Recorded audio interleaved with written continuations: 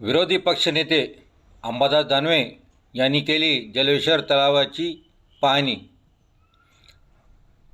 विरोधी पक्षनेते अंबादास दानवे यांनी आज सकाळी हिंगोली शहरातील जलेश्वर तलावाचे सुशोभीकरणाच्या कामाची पाहणी केली।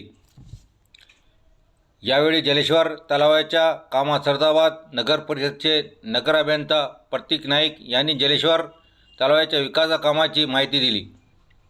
जलेश्वर तलावाचे काम पाहून त्यांनी समाधान व्यक्त करत सुशोभीकरणाचे काम योग्य दर्जाची व मुदतीत करण्याच्या सूचना दिल्या।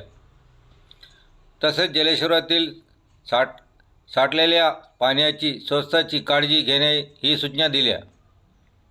यावेळी तहसीलदार श्रीकांत भुजबळ, उपमुख्य अधिकारी श्याम मावळकर, गटविकास अधिकारी भोजे, तलाठी बद्रीनाथ वाबळे, माजी आमदार डॉक्टर संतोष टारफे, हिंगोली जिल्हा संपर्क प्रमुख भवन थोरात, शिवसेना प्रमुख गोपू पाटील, शिवसेना जिल्हा प्रमुख संदेश देशमुख, वसीम देशमुख, मांडगे, गणेश शिंदे इत्यादी यावेळी उपस्थित होते। AC अनीस अहमद, हिंगोली।